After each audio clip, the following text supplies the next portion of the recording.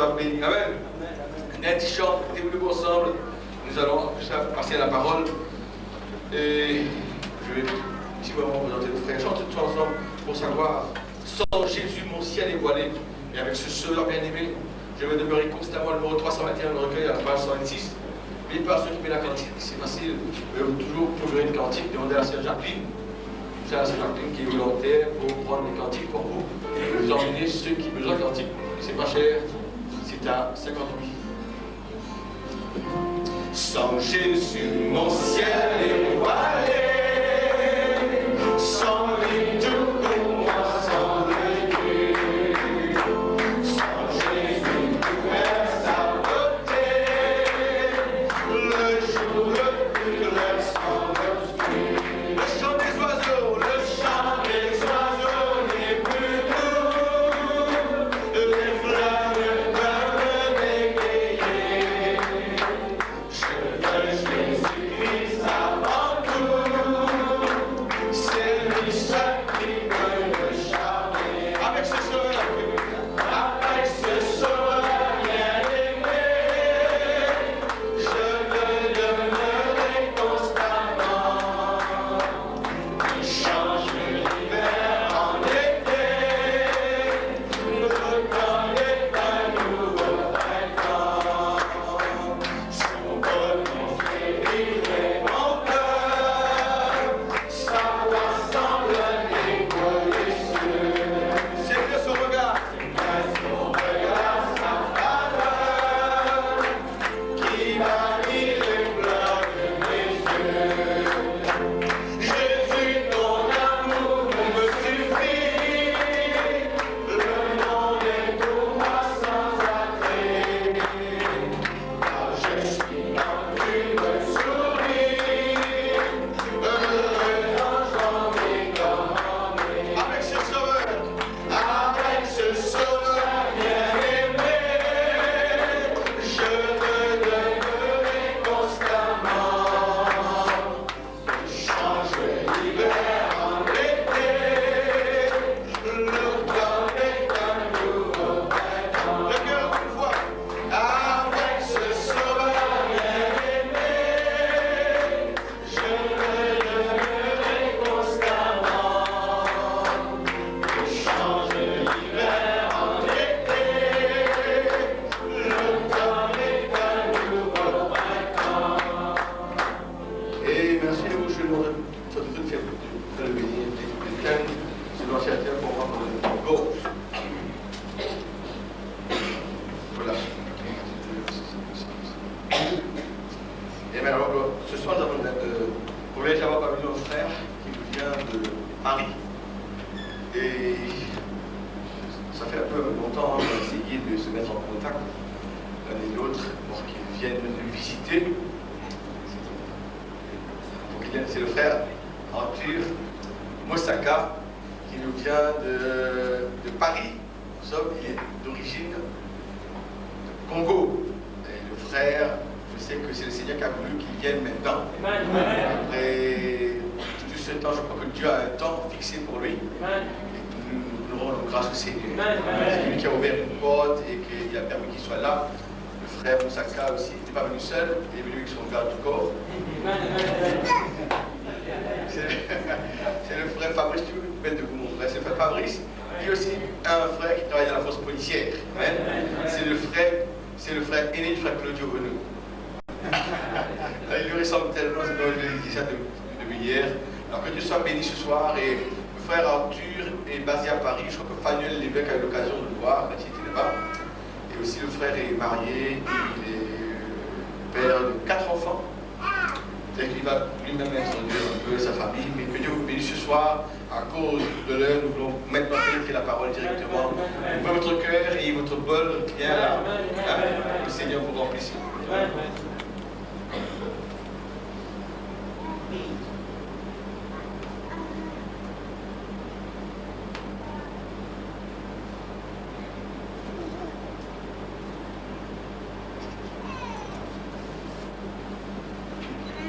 Que le Seigneur bénisse.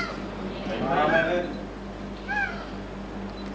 Je suis dans la joie d'être ici et je je vais vous dire une chose, c'est que votre pasteur est vraiment persévérant. Amen. Ça fait presque 4 ans qu'il m'appelle. Et je remercie le Seigneur d'être venu. Je suis vraiment content d'être ici. Et aussi de voir comment il m'a reçu, son épouse. J'ai dit, on va partir avec des kilos en plus. On n'arrête pas de manger. Alors, mais vous savez, quand vous arrivez quelque part, que vous êtes le bienvenu, vous vous sentez à l'aise, vous vous sentez chez vous. Et vraiment, je remercie le Seigneur pour de tels hommes. On a de la famille un peu partout dans le monde. Des endroits où quand tu arrives, tu sais que tu es chez toi. Bien que le Seigneur le bénisse. Donc, comme il disait, je suis pasteur à Paris, dans l'église Shalom Tabernacle. Et j'ai aussi notre église qui est à Orléans. Orléans, c'est la cité de Jeanne d'Arc. Et à 120 km de Paris. Donc, la petite église qui est à Orléans s'appelle la petite Bethléem. Et à Paris, c'est Shalom Tabernacle.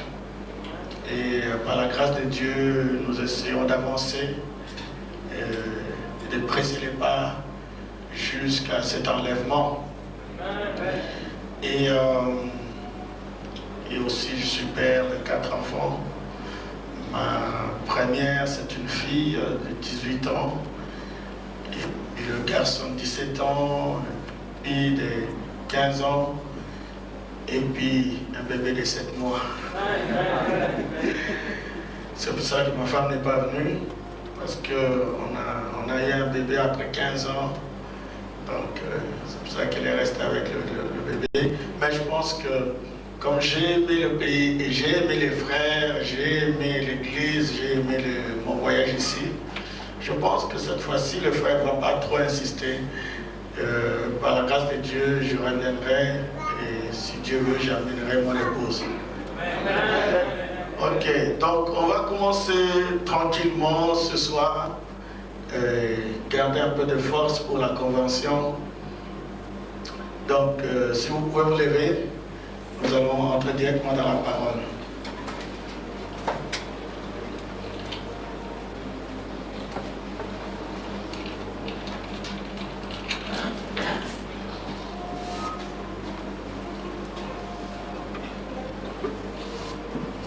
Nous allons lire dans Actes chapitre 2, le verset 37 au verset 42.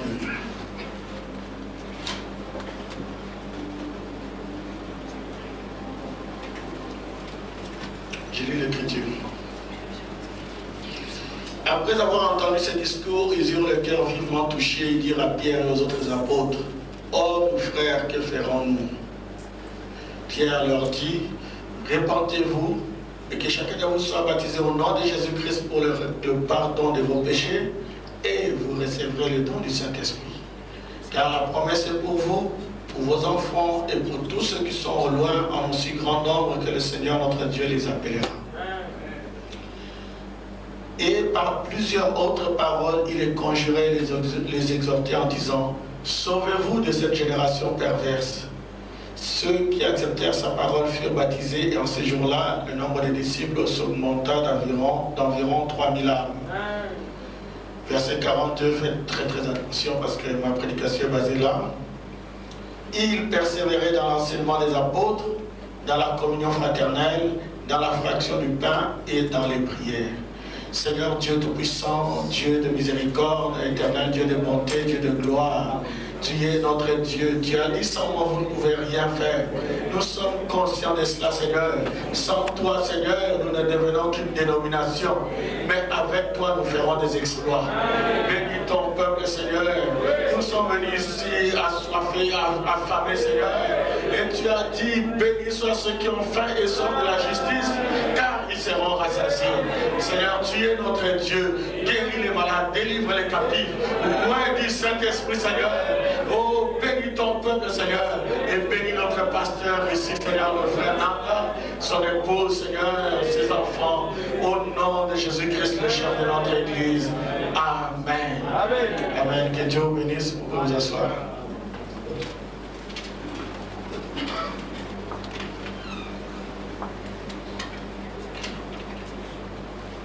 Fernanda m'a dit de me sentir à l'aise. Donc, je vais me sentir à l'aise. Vous remarquerez une chose, c'est que j'ai l'habitude de dire, beaucoup, frère Branham dit. Maintenant, pourquoi je le dis souvent? Parce que je sais que ça dérange le diable. Et si nous sommes ici, c'est pour déranger le diable. Si quelque chose peut faire du mal au diable, vaut mieux l'utiliser. Gloire à Dieu. Donc je vais parler sur les 4 piliers qui soutiennent l'Église. Donc je vais parler sur ça ici. Comme c'est une réunion de mercredi soir, je vais juste introduire un petit enseignement là-dessus. Et je pense que ça va beaucoup vous aider comme ça nous a aidé à Paris. Maintenant, le prophète nous enseigne que d'après les coutumes en Orient, lorsqu'il y avait fête de mariage, c'est l'époux qui fournit les robes. L'époux fournit les robes. Pourquoi? Parce que tout le monde devait s'habiller pareil. Voyez, que tu sois riche, que tu sois pauvre, que tu sois blanc, que tu sois noir, vous devez tous vous habiller de la même manière. C'est pour cela dans la Bible, il nous est parlé de cette parabole, de cet homme qui était dans le festin des noces, et tout de suite on l'a remarqué. Voyez, parce que cet homme était habillé différemment. Et on lui a dit, mais qu'est-ce que tu fais ici? Hein? Tout le monde est habillé pareil, mais qu'est-ce que tu fais ici? Il dit, non, mais moi je suis rentré par la fenêtre. Ouais, et cet homme a eu des problèmes, il a eu des troubles. Maintenant, je vais vous faire saisir une chose là. Tout le monde devait s'habiller de la même manière. Maintenant, le prophète explique que l'époux, c'est lui qui fournit les robes. Parce que c'est son mariage. Vous voyez? Et l'époux cherche un homme de confiance. Son ami intime. Vous voyez? Son ami intime, il le place à la porte. Vous voyez? Il le place là pour que cet homme puisse donner les robes. Donc cet homme-là à la porte, le concierge, le portier, ce n'est pas lui l'époux. Vous voyez? L'époux fournit les robes. Mais lui, il se tient à la porte. Quand tu arrives, même si tu es habillé en haillon, il te reçoit, il te donne la robe. Mais la robe est fournie par l'époux. Vous saisissez? Très important. Vous voyez? Et c'est cet homme à la porte qui fait rentrer les gens. Ce n'est pas l'époux qui fait rentrer les gens. Parce que l'époux, c'est sa fête. C'est son mariage. Il ne peut pas quitter là où il est assis pour aller à la porte et faire rentrer les gens et leur donner les robes et tout ça. Non, c'est son jour d'honneur. C'est lui, il doit rester là-bas sur la tribune. C'est lui qui est la star, c'est lui qui est la vedette. Et lui, il doit rester là. Mais il prend un portier. Il faut que ce portier a reçu des recommandations. Il ne doit pas user des sentiments pour faire entrer quelqu'un. Tu arrives avec l'invitation. Si tu n'as pas d'invitation, tu n'entres pas. Vous voyez? C'est l'époux qui a envoyé les invitations. Vous voyez? Mais quand tu arrives à la porte, tu dois montrer l'invitation. Alors, maintenant, quand il voit l'invitation, il prend une robe, il te donne. Et toi, tu portes la robe. Quand tu rentres, toi, tout le monde est pareil. Alléluia. Oh, gloire à Dieu. Merci Seigneur. Donc, ce n'est pas l'époux qui fait rentrer les gens. Je vais lire quelque chose dans le message Le péché impardonnable pour que vous voyez. J'ai l'habitude, quand j'avance. Après, je lis les brochures. J'ai remarqué aussi que ça fait du mal au diable. C'est pour ça que je lis les brochures. Dans le péché impardonnable, Fabanam dit, l'époux dans cet Orient d'aujourd'hui, l'époux s'occupe du souper des noces. Et c'est lui qui fournit les robes. Jésus-Christ a établi le souper des noces à la fin de la vie. Et c'est à lui que revient la charge de fournir les robes. Parce que l'époux de nos âmes, c'est Jésus-Christ. Vous voyez, c'est lui notre époux. C'est lui notre mari. Il est le lys de la vallée. Il est la rose de Saron. Il est le plus beau d'entre 10 000. Il est le même hier, aujourd'hui et pour toujours. Et nous lui devons la louange, la gloire, la magnificence. Oh, que son nom soit béni. Amen. Donc c'est lui notre époux. Gloire à Dieu. Maintenant, il dit à la porte. Le portier, comme c'était autrefois, ou l'un de ses proches amis surveillait à la porte. Et celui qui s'est présenté avec un billet recevait la robe de circonstance. On l'a revêté. Qu'il ait été vêtu pauvrement ou de fin drap, ça ne faisait pas de différence. Amen. Il recevait la robe et ressemblait exactement à tous les autres. Amen. Voilà pourquoi Frère Branham dit que quand quelqu'un est baptisé du Saint-Esprit, que tu sois riche, que tu sois pauvre, que tu sois blanc, que tu sois noir, amen, le baptême du Saint-Esprit c'est pareil. Amen. Il dit quand vous recevez le Saint-Esprit vous met tous au même niveau. Amen. Oh, que Dieu soit béni. Gloire à Dieu. Parce que Dieu ne veut pas que vous alliez là-bas avec toutes sortes d'esprits. Parce que chaque nation a son esprit. L'île Maurice, ils ont leur esprit. La France a leur esprit. L'Allemagne a leur esprit. L'Amérique a leur esprit. Et Dieu, pour arranger tout cela, il vous donne le Saint-Esprit. Parce qu'avec nos esprits des nations, nous ne pouvons pas nous entendre. C'est pour cela qu'il y a la bagarre entre les nations. Alors Dieu ne veut pas qu'il y ait la bagarre là-haut. Il veut qu'il y ait la paix là-haut. Alors il a trouvé une solution. Il dit tout le monde doit avoir mon esprit. Voilà pourquoi il donne le Saint-Esprit. Donc s'il te donne le Saint-Esprit, il me donne le Saint-Esprit, nous tous nous devenons pareils. Alléluia. Est-ce que vous avez saisi? Donc l'époux fournit les robes. Et les robes, c'est le baptême du Saint-Esprit. Oh, que Dieu soit béni. Maintenant, ce n'est pas, ça c'est important. L'époux, c'est son mariage. Il faut qu'on dit qu'il choisit son ami intime. Il le met comme portier. J'insiste sur ça parce que vous allez voir une chose ici. Il les met à la porte. Alors il lui donne les robes. Quand il lance les invitations. Maintenant, quand tu arrives, tu montres l'invitation, c'est l'homme à la porte qui te fait rentrer. Amen. Ce n'est pas l'époux qui te fait rentrer. Amen. Alléluia. Est-ce que vous avez saisi? Gloire à Dieu. Merci Seigneur. L'homme à la porte, le concierge, il est très important. Amen, amen. Très, très important. Si vous vous fâchez avec l'homme à la porte, vous n'entrerez pas. Même si vous dites que non, mais moi, avec l'époux, on se connaît. C'est l'homme à la porte qui te fait rentrer. Vous ne pouvez pas contourner l'homme à la porte. Parce que c'est lui qui tient les robes. C'est lui qui examine les invitations. Et c'est lui qui te fait rentrer. Ce n'est pas l'époux qui te fait rentrer. Oh, merci Seigneur. Gloire à Dieu.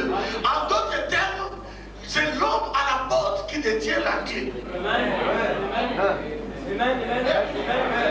Maintenant, on va avancer un peu. Amen. Un jour, Jésus est mort à la croix. Il est mort, il est allé dans les séjours des morts. Il a récupéré les clés dans les séjours des morts, les clés du royaume, de la mort et du séjour des morts. Ensuite, il a libéré les captifs et il devait partir. Voyez? Mais avant même que Jésus meure, il savait que les choses allaient se passer de cette manière-là. Et avant qu'il parte, il a appelé ses disciples.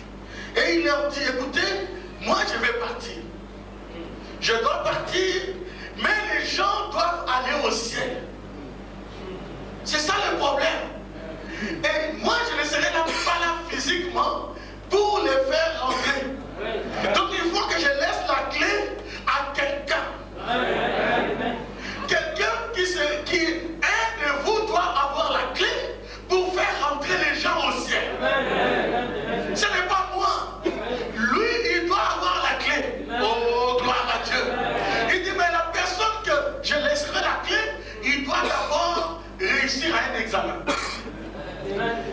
Il dit, j'ai qu'une question à vous poser. Qui dit-on que je suis? Moi, le Fils de l'homme. Alléluia.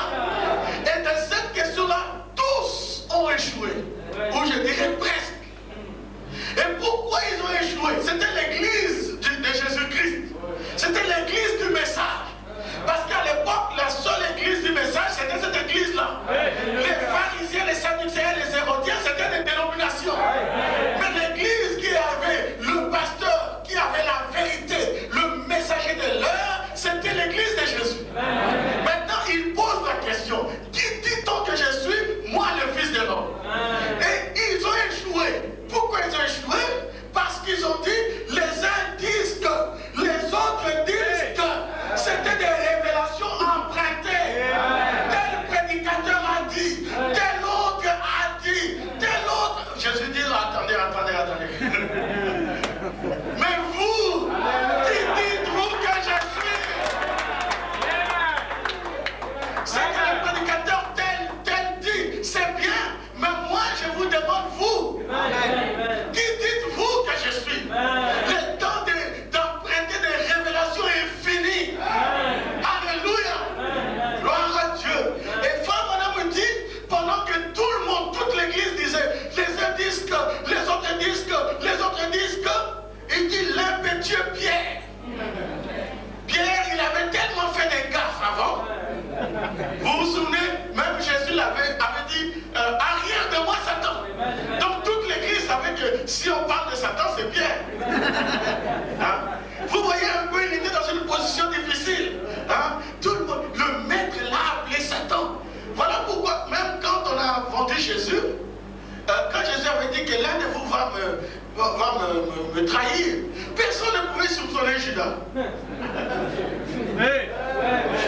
Dans toute l'église, bon, de toute façon, on sait. De toute façon, il a appelé quelqu'un Judas. Il a appelé quelqu'un plutôt Satan. De toute façon, toute l'église le sait. Il a dit clairement, bon, qui peut encore vendre? Ah, frère, Satan est parmi nous, frère. Satan est parmi nous. Frère Pierre était malheureux. Il était malheureux. Vous voyez, il était là dans l'église et tout cela. Et Jésus dit, quelqu'un va me vendre. Et vous voyez, il était malheureux. Toute l'église avait déjà la pensée que non, mais ça doit être lui, ça doit être lui. Vous voyez. Maintenant, cette fois-là, il a dit, non, moi, je ne me précipite pas pour répondre. J'ai déjà fait tellement de gaffes que je reste tranquille. Et Frère Bonhomme me dit que l'impétueux Pierre, il s'est contenu. Parce que bon, comme il avait un caractère, vous savez, on n'a pas tous le même caractère. Et le prophète dit que Dieu même quand il vous sauve, il n'enlève pas tout. Ce n'est pas que vous êtes baptisé du Saint-Esprit, tout le monde devient doux, tout le monde devient mou, non. Il y en a qui sont bouillants et Dieu utilise leur caractère. Maintenant, Pierre, il dit cette fois-ci, j'ai fait trop de gaffes, je reste tranquille. Il reste tranquille. Et tout d'un coup, quelque chose est arrivé à Pierre. Et Pierre a ouvert la bouche. Et il dit, tu es le Christ, le Fils du Dieu vivant. Et Jésus a tressailli. Et Jésus dit, tu es heureux, Simon, fils de Jonas. Car ce n'est pas la chair et le sang qui t'ont révélé cela. La révélation que tu viens de dire là, ce n'est pas une église qui t'a révélé. Ce n'est pas quelqu'un qui t'a révélé. Ce n'est pas un frère en Amérique qui t'a révélé. Ce n'est pas un frère en Europe qui t'a révélé. Tu es heureux, Simon, fils de Jonas. La révélation donne la joie. Quand quelqu'un reçoit une révélation, il est joyeux. Alléluia. Jésus dit, tu es heureux, Simon, fils de Jonas, parce que ce n'est pas la chair et le sang qui t'ont révélé cela, mais c'est mon Père qui est dans les cieux qui t'a révélé. Alléluia. J'étais dans une réunion de prédicateurs et un pasteur m'a dit,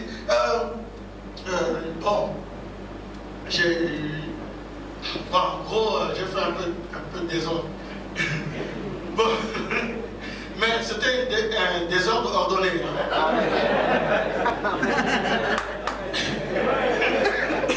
Alors il y a un prédicateur qui m'a dit, frère Dieu, écoute, je vais révélation de s'étonner. J'ai dit, frère, tu ne peux pas me donner la révélation.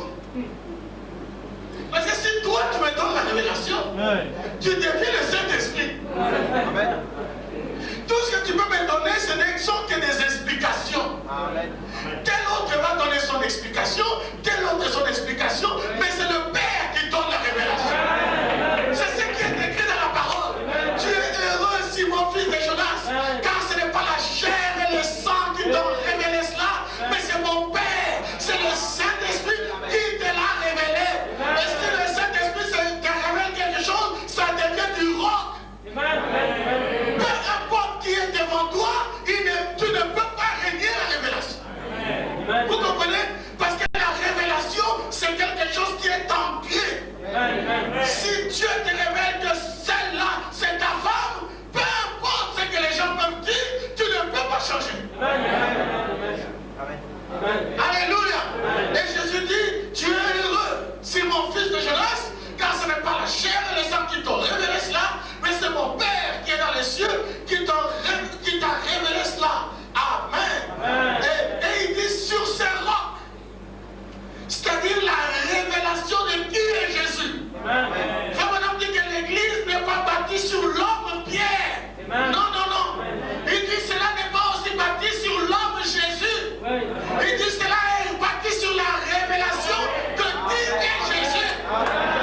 Alléluia. Gloire à Dieu. Il dit que sur ces rocs, je bâtirai mon église.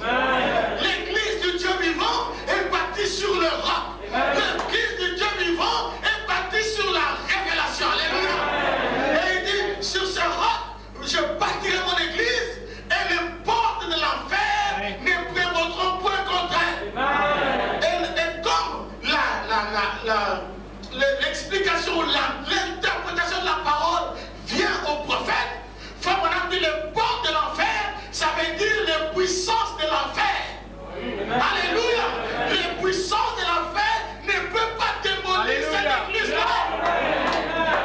Laissez-moi vous dire, frère, les puissances de l'enfer ne pourront pas démolir le tabernacle. Pourquoi? Parce qu'elle est bâtie sur la révélation. Et si vous êtes bâti sur la révélation, les puissances de l'enfer ne peuvent pas prévaloir. Alléluia. Aujourd'hui, nous avons visité ici l'île Maurice et nous avons vu beaucoup de temples et tout cela, des temples de différents dieux et tout cela. Vous voyez, il y a différentes religions ici et différentes choses. Mais de toutes ces religions et de tous ces dieux, Jésus-Christ est Seigneur. Alléluia. Frère, nous avons le vrai Dieu. Nous avons le vrai Seigneur. La Bible dit qu'il est le Seigneur avec grand S des seigneurs. Amen. Il est le roi avec grand R des petits rois. Est-ce que vous savez que vous êtes un roi? Est-ce que vous savez que vous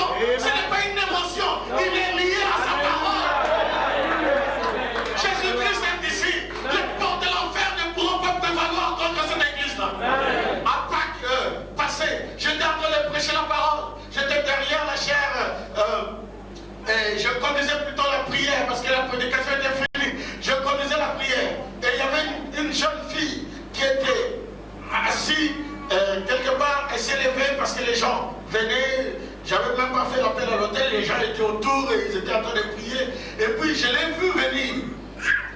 Elle venait, elle est arrivée quelque part, par exemple au milieu de l'année. Et je l'ai vu, j'avais les yeux ouverts, j'ai vu qu'elle a disparu. Elle a disparu et je l'ai sentie sous mes pieds.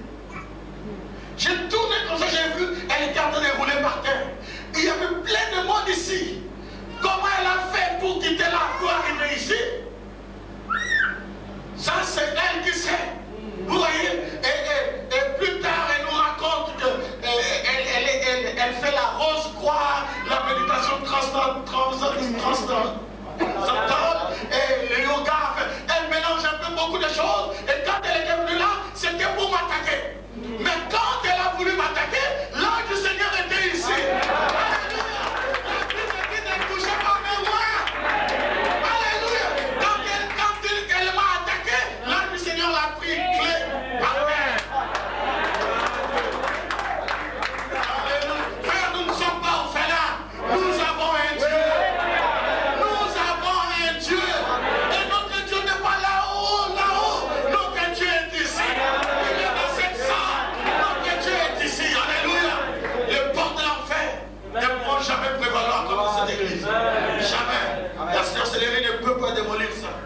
Parce que nous sommes bâtis sur la révélation. Frère Branham dit dans le message ce jour-là sur le calvaire. On va avancer un peu. Le paragraphe 132. Il dit ceci. Il dit, Jésus a dit à Pierre maintenant, il a dit, ceux à qui vous remettrez les péchés, ils leur seront remis. Ceux à qui vous les retiendrez, ils leur seront retenus. Or, alors, le paragraphe 134 dit, comment les péchés leur étaient pardonnés dans la Bible? Comment on leur a pardonné le péché? Il dit, Pierre a répondu à cette question le jour de la Pentecôte. Ils ont dit, que pouvons-nous faire pour être sauvés? Comment pouvons-nous recevoir ce que vous avez? Il a rédigé l'ordonnance. Il leur a dit ce qu'il fallait faire. Il a dit, répondez-vous, chacun de vous, envers Dieu, et soyez baptisés au nom de Jésus-Christ. Pourquoi? La rémission de votre péché. Alléluia. Qui a rédigé l'ordonnance? Pierre.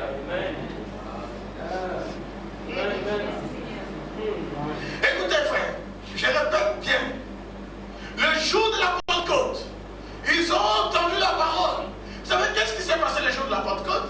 Il y avait les disciples, ils étaient montés à la chambre haute. Jésus ne leur avait pas dit d'aller à la chambre haute. Non. Jésus leur avait dit d'aller à Jérusalem. Eux, ils sont allés dans la chambre haute parce qu'ils avaient peur. Ils sont allés là-bas, ils se sont enfermés. Les disciples du message, avec les citations dans la tête, prêchés par le ministère du Fils de l'homme, ou par le Fils de l'homme lui-même. Mais ils sont allés s'enfermer. Jésus leur avait dit allez à Jérusalem. Et ils sont allés dans la chambre haute. Ils se sont enfermés dans la chambre haute. Je suis sûr qu'ils faisaient tout pour ne pas faire du bruit parce que la chambre haute c'était une chambre qui était au-dessus du temple. Et les gens venaient au temple.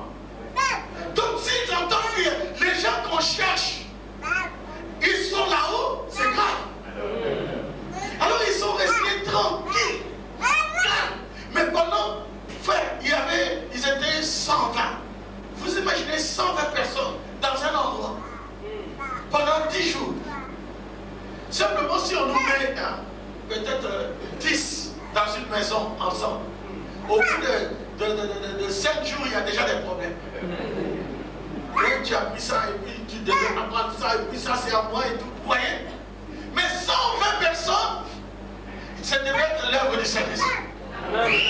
Parce qu'ils sont arrivés à un seul accord. 120 personnes. Le prophète explique que quand ils étaient là, ils ont commencé à se demander pardon les uns les autres, à mettre les les conditions pour que le Saint-Esprit descende. C'était déjà le travail du Saint-Esprit. 120 dans la chambre haute. Et Jésus ne leur a pas dit qu'ils vont descendre dans 10 jours. Il ne leur a pas dit ça. Il leur a dit allez à Jérusalem jusqu'à 5 heures. Mais s'ils connaissaient les Écritures, ils allaient savoir qu'il y avait la Pâque. Et après la Pâque, 50 jours après la Pâque, dans la loi juive, 50 jours après la Pâque, c'est la fête de la Pentecôte. Voyez? C'est pour cette raison, s'ils pouvaient compter depuis la mise à mort de l'agneau pascal, jusqu'à donc Jésus, quand il est mort, il est ressuscité. Et quand Jésus est ressuscité, il a fait à peu près 40 jours. Ils allaient comprendre qu'il restait que 10 jours. Et si vous savez cela, d'après la parole, vous pouvez attendre dans la joie. Amen. Si vous savez qu'il reste que 10 jours, vous pouvez compter, il reste 9 jours, il reste 8 jours, 7 jours. Ah frère, en tout cas le Saint-Esprit. Demain il y aura le Saint-Esprit. Mais eux, ils ne savaient pas. Et ça fait encore une grande tension. Puisque vous ne savez pas, il a dit jusqu'à 5 heures. Mais quand? On ne sait pas. Et le jour de la Pentecôte, c'est pour cette raison qu'il y avait les Juifs de toutes les nations. Ces Juifs-là étaient venus là parce que c'était la Pentecôte. C'était la fête normale de la Pentecôte. Voyez? Mais la Pentecôte avait changé. Ce jour-là, le Saint-Esprit est descendu dans la chambre haute. Et quand le Saint-Esprit est descendu, ils sont sortis de la chambre haute. Madame dit les uns par la fenêtre, les autres par la porte. Ils sont descendus et ils étaient ivres. Ils agissaient comme s'ils étaient ivres. Quand les gens ont regardé, je me dis, mais attends, ce n'est pas encore l'heure où les bars s'ouvrent. Mais comment se fait-il que ces gens sont ivres comme ça? Alors Pierre dit non, nous ne sommes pas ivres de vin doux. Il dit non, non, non, non, non, nous sommes ivres d'une autre poisson. Car c'est ici ce que Joël avait dit. Alléluia. Il a pu identifier l'écriture. Pierre qui avait régné Jésus avant que Jésus meure, Pierre qui l'avait régné, il a eu assez de courage pour se tenir devant les gens et pour dire c'est ici la parole. Qu'est-ce qui est arrivé à cet homme? Ce qui lui est arrivé, c'est ce que je veux. C'est cette chose-là donne du courage. Peu importe qui est devant vous, vous avez le courage de lui parler. Pierre dit, alléluia, Pierre dit c'est ici ce que Joël avait dit. Il était capable avec le Saint-Esprit d'identifier la parole de l'heure. Si vous avez le Saint-Esprit, vous serez capable d'identifier les promesses de l'heure. Pourquoi? Parce que le Saint-Esprit vous conduira dans toute la vérité. Le Saint-Esprit ne peut pas vous embrouiller. Le Saint-Esprit est obligé de vous conduire dans la vérité. Il doit vous montrer les citations. Il doit mettre les citations correctement. Parce que c'est sa parole. Et une autre chose que je vais vous faire remarquer, ils étaient 120 qui ont reçu le Saint-Esprit, mais dans les 120, il y avait 12 ou 11 ministres, mais il n'y avait qu'un seul qui a parlé. Et les autres ministres étaient là, ils disaient amen Pierre, vas-y Pierre, nous te soutenons Pierre. Ils n'étaient pas là en tirant, non Pierre, toi aussi tu as trop parlé, laisse-nous aussi, on a le même ministère que toi. Pourquoi tu veux toujours être vedette? Tu veux que ce soit toi seul? Non. C'est comme ça qu'on sait si quelqu'un a le Saint-Esprit ou pas. Quand le Saint-Esprit arrive, il met même l'harmonie parmi les ministres. Alléluia. Parce que le Saint-Esprit place chaque personne. Toi tu es pasteur, toi tu es évangéliste, toi tu es docteur, toi tu... Il n'y a pas de compétition quand le Saint-Esprit est là. Alors Pierre,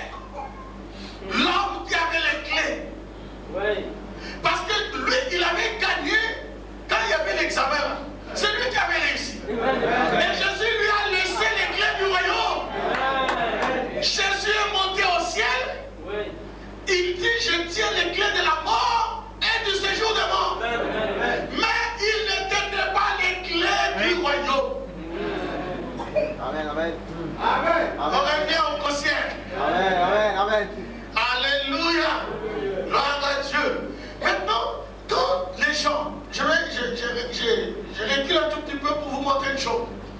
Quand ces gens-là ont vu que Pierre a prêché un sermon d'à peu près 15 minutes, et quand Pierre a fini de prêcher, ils ont posé la question, hommes frères, que ferons-nous? Oui. Remarquez qu'ils n'ont pas posé la question là à Jésus. Amen, amen. Ils ont posé la question à Pierre. Oh mon frère, qu'est-ce que nous devons faire pour entrer au ciel? Qu'est-ce que nous devons faire pour être sauvés? Parce que Jésus n'était pas là. Si tu contournes le concierge, dis moi c'est Jésus. Oh moi c'est Jésus. Je vais poser la question à Jésus. Jésus, on va lire ça dans les citations. Tout ce que je dis là, j'ai les citations. Moi, quand je prépare mon message, des fois je raconte comme ça. Mais j'ai une batterie de citations. Alléluia. J'ai des armes d'instruction massives.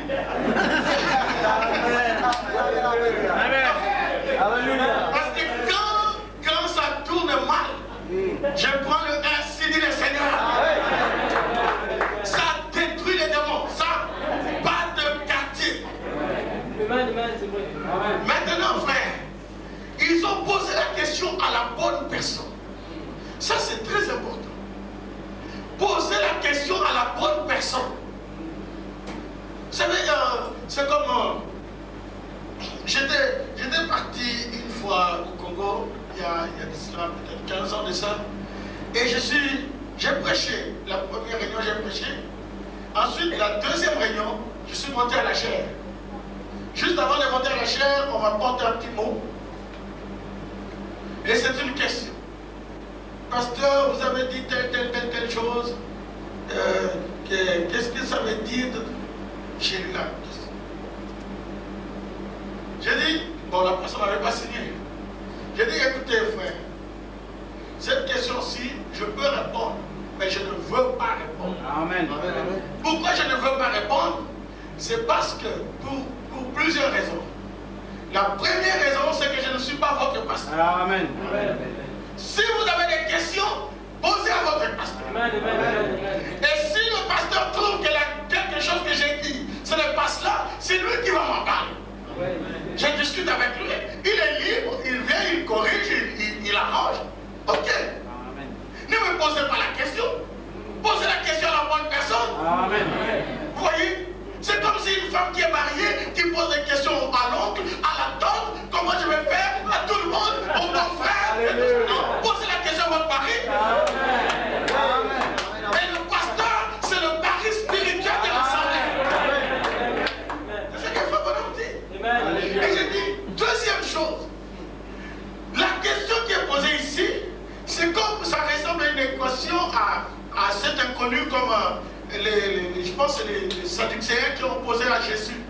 Il y avait une femme qui était mariée à un homme, ensuite son mari est mort, elle est mariée à un autre, encore à un autre, encore à un autre, encore 7 maris comme ça, et à la résurrection. Entre-temps, les Sadducéens ne croyaient pas à la résurrection.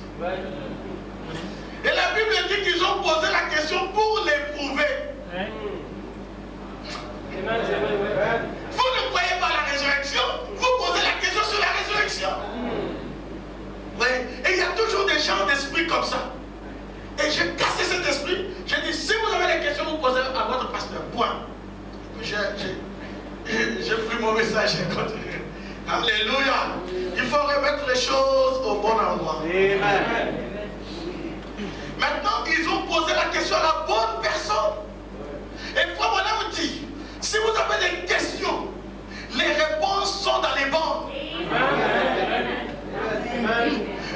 Le trouble aujourd'hui, c'est qu'on a des questions et on cherche des réponses dans ce que tel frère a dit, dans ce que tel autre a dit. Là, on cherche les réponses dans l'internet, dans ceci, dans cela, dans tel livre, dans tel autre livre, dans tel livre de psychologie, alors que tout ce que les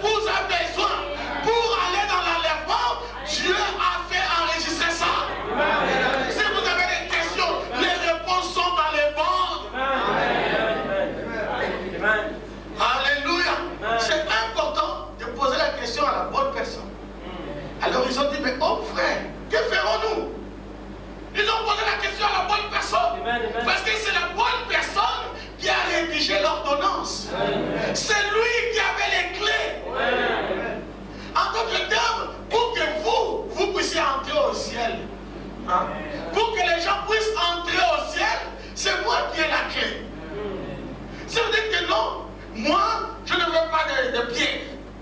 Moi, c'est Jésus. Tu n'apprendras pas. Je vous dis la vérité. Voilà pourquoi j'ai rencontré des prédicateurs pentecôtistes qui disaient, mais entre Jésus et Pierre, qui devons-nous croire? Parce que Pierre a dit, soyez baptisés au nom du Seigneur Jésus-Christ. Et Jésus avait dit, au nom du Père, du Fils et du Saint-Esprit. Alors qu'ils disent, entre Jésus et Pierre, qui devons-nous croire? Nous devons croire Jésus. Mais Jésus n'a pas les clés pour le royaume. Amen. C'est vrai. Les clés, il avait donné ça à Pierre. Et Pierre a rédigé l'ordonnance. Pour être sauvé, il n'y a que cette ordonnance-là. Lisons les prophètes. Alléluia. Gloire à Dieu. Dans le message, dans la sémence du serpent. J'ai dit qu'on commence tout doucement. Je crois que Dieu nous bénira ce week-end. Amen. Frère Madame dit, par le 37, il dit, ils ont dit, eh bien, hommes frères, que pouvons-nous faire pour être sauvés? Je pense que leur question est claire. Nous voulons être sauvés. Qu'est-ce que nous devons faire? Alléluia. Maintenant, la personne qui était en face, ce n'était pas Jésus, c'était Pierre. Amen. Attention, frère Madame dit, attention la pierre. C'est toi qui as les clés du royaume. Maintenant, quand Jésus est ressuscité le 3e jour, il n'avait pas les clés du royaume des cieux. Saviez-vous ça? Il a dit, j'ai les clés de la mort et du séjour de mort. Mais pas celles du royaume, parce qu'elles avaient été données à Pierre. Alléluia. Gloire à Dieu. Et il a dit, Pierre, tout ce que tu délieras sur la terre, je le délierai dans les cieux. Ce que tu lieras sur la terre, je le lierai dans les cieux. En d'autres termes, ce Pierre, ce que toi tu as dit, c'est ce que moi je vais faire. Amen. Quelle responsabilité. Amen. Là, on prend son ami intime, on le met à la porte. La personne que tu vas faire rentrer, moi je dirai amen à ça. Amen. Amen. Amen. Amen. Alléluia. Alléluia. Alors Pierre leur dit, non, Wilfred Madame dit, donc, il se tient là avec les clés pour ouvrir au monde cette chose bénie. Et il est là avec les clés dans sa main. Et les gens demandent, ils demandent, que pouvons-nous faire pour être sauvés? Maintenant, écoutez ceci, maintenant, quoi que l'apôtre leur dise de faire, Dieu est forcé de les reconnaître dans le ciel s'il lui a donné cette autorité-là. Amen. Quoi que ce soit. Quand ils ont posé la question à Pierre, que devons-nous faire pour être sauvés? Si Pierre avait dit, pour être sauvé, il faut rouler par terre. Ça allait être la formule pour entrer au ciel. Amen. C'est vrai. S'il avait dit, pour être sauvé, vous devez courir dans le bâtiment, ça allait être la formule pour entrer au ciel. Amen. Parce que quoi que ce soit que Pierre allait dire, j'allais reconnaître cela aussi. Alléluia. Et Frère Madame dit, alors Pierre dit, répondez-vous, chacun d'entre vous, et soyez baptisés au nom de Jésus-Christ pour la rémission de vos péchés. Amen. Et vous recevrez le don du Saint-Esprit. Et Frère Madame dit, et pas vrai. Et voilà la raison pour laquelle, dans le ciel, les clés n'ont tourné à aucun autre nom. Aucune autre manière. Amen. Aucune autre forme. Elle a tourné sur la terre et elle a tourné dans le ciel. Amen. Ou alors, Jésus n'a pas tenu sa parole envers Pierre. Et partout dans la Bible, quand ils ont été baptisés après ça, ils ont été baptisés au nom de Jésus-Christ. Et ceux qui s'étaient fait baptiser avant, ils ont été obligés de venir se faire rebaptiser au nom de Jésus-Christ pour recevoir le Saint-Esprit.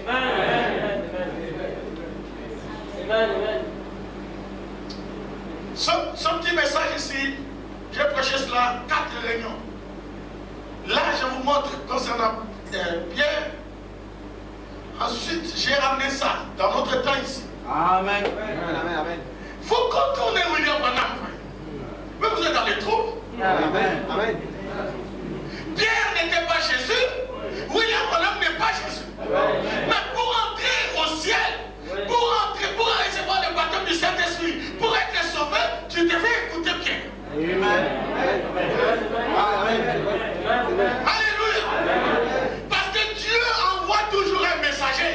Et quand Dieu envoie le messager, c'est le messager qui détient la clé pour entrer.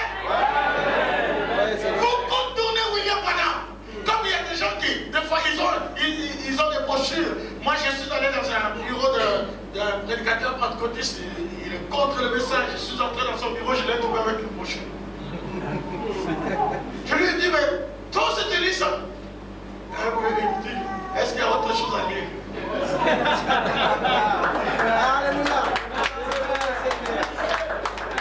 Frère, nous avons reçu un message puissant. Le message de cette heure a dépouillé les dénominations. Ils n'ont plus rien. Lisez quand Israël était sorti de l'Égypte. Quand ils sont sortis, Alléluia. la Bible dit qu'Israël a pillé, il a dépouillé les Égyptiens. Ah oui, mais j'ai un peu d'or, donne. J'ai un peu d'argent, la donne. Ils les ont dépouillés, frère. Amen. L'Égypte qui était la nation la plus grande est devenue même par terre. Imaginez que quelqu'un avec un bâton, un homme avec un bâton, il va en Amérique. Avec un bâton et il les dépouille, il les met par terre. Alléluia. Ça c'est un Dieu de paradoxe. C'est notre Dieu, frère. L'invasion d'une nation par un seul homme. Dieu, merci Seigneur. Donc, qu'est-ce que je veux dire? Ça, c'est la formule pour le pardon du péché. C'est la formule pour le baptême du Saint-Esprit. C'est la formule pour entrer au ciel. Et cette formule a été donnée à un homme. Donc, si souvent, oui, mais non, nous on ne suit pas un homme, nous on suit Jésus. J'ai entendu même parmi les prédicateurs, des messages, des pasteurs. Oui, non, mais nous c'est Jésus. Israël suivait Moïse. Ça c'est la marque d'un théologien embrouillé. Oui. Dieu a envoyé William Branham. Amen. Merci Seigneur. Gloire à Dieu. Bon, je garde un peu de force. Maintenant, je vais rentrer dans mon message. En 15 minutes, j'ai fini. Là, c'était juste, vous savez, avant le match, on s'échauffe un peu. Bon, prenons nos Bibles. Amen. Verset 41. Alléluia. Vous êtes une bonne auditoire. Amen. Nous sommes arrivés au verset 41. Ceux qui acceptèrent sa parole furent baptisés. Et en ce jour-là, le nombre de disciples s'augmenta d'environ 3000 ans. 3000 ont accepté ce que Pierre avait dit. 3000, l'église qui était à 120 par une réunion. 3000. Frère, vous parlez de l'évangélisation. 120, une église de 120 personnes et 15 minutes de prédication, 3000 et plus. Là, il faut chercher une salle. Oh, mais je crois que Dieu va faire quelque chose de spécial ce week-end.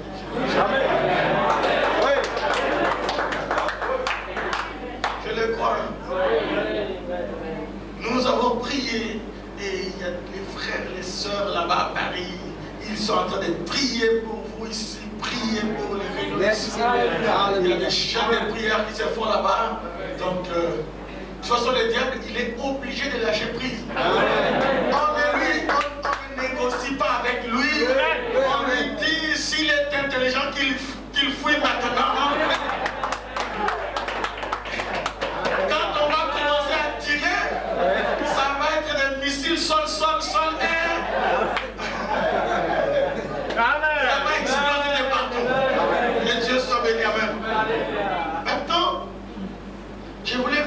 commencer par ce passage.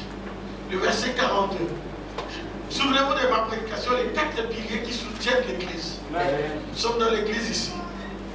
Il persévérait dans l'enseignement des apôtres. Ça, c'est la première chose. Dans la communion fraternelle. Deuxième chose. Dans la fraction de pain. Troisième chose. Et dans les prières. Amen. Je vais juste établir ces 4 choses et puis je passerai la place au pasteur. La première des choses, c'est que les gens qui étaient sauvés là, ils persévéraient dans l'enseignement des apôtres. Ça, c'était la première chose. Fabonam dit, maintenant je vais lire des citations de Fabonam, parce que je crois que la parole de Dieu vient au prophète. Ça ne vient pas au prédicateur, ça ne vient pas au pasteur, ça vient au prophète. Le prophète, c'est comme un dépôt, c'est comme un magasin généraux. Et nous, les prédicateurs, si nous avons besoin pour nos petites boutiques, nous allons au magasin. Nous allons puiser et nous ramenons chez nous. Ça, c'est vrai. Vous, si vous dites, non, moi je ne veux pas du prophète, mais vous vous coupez des sources d'approvisionnement. Amen. Amen. Vous allez raconter des histoires, mais des bêtises. Ouais, c'est vrai. C'est vrai. Moi j'étais prédicateur pentecôtiste.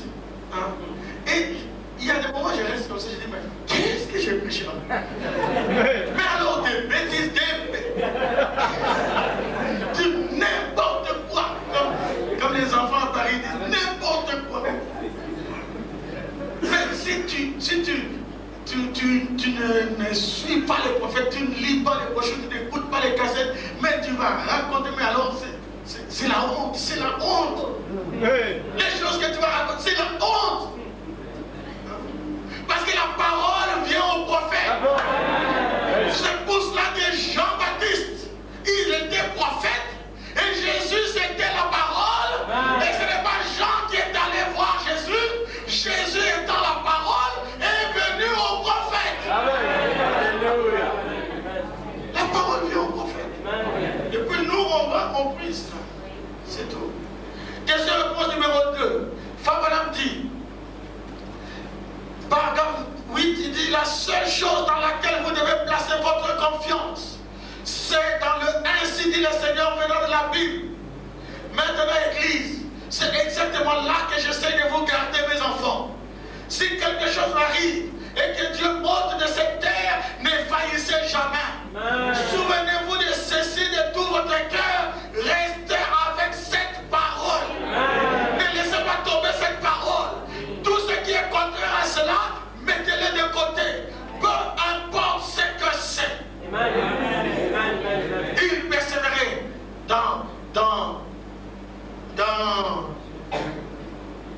oh gloire à Dieu, il persévérait dans l'enseignement des apôtres. Fabonam, il continue. Paragraphe 15, il dit, si vous croyez que je suis ce que vous dites, un serviteur de Dieu, un prophète, écoutez ce que je vous dis. Amen. Il se peut que vous ne les compreniez pas. Et si c'est le cas, alors faites simplement ce que je vous dis de faire. Amen. Dieu me tiendra pour responsable de ce que je dis. Amen. Même si vous ne comprenez pas, faites seulement ce que je dis. Il dit, Dieu me tiendra responsable. Et souvenez-vous, ceux qui étaient de l'autre côté quand Fabonam est parti là-bas, ils ont dit à Fabonam, si tu n'étais pas venu, on ne serait pas ici. Ils n'ont pas dit si Jésus n'était pas venu. Ils ont dit, toi, si tu n'étais pas venu, on ne serait pas ici. Et quand la voix lui a dit, parce qu'il a dit, je veux voir Jésus, ils lui ont dit, non, Jésus est un peu plus haut. Alors, il dit, mais Jésus viendra à toi. La voix qui lui parlait lui dit, il viendra à toi, il te jugera. Et Fabonam me dit, est-ce que Paul aussi sera jugé? Il dit, oui, Paul aussi sera jugé. Il dit, mais si Paul est jugé et qu'il entre, moi et les miens, nous entrerons. Il dit, parce que je prêchais comme Paul. Et les saints qui étaient dans l'autre dimension, dans la 6e dimension, ils ont dit, c'est sur cela que nous nous reposons.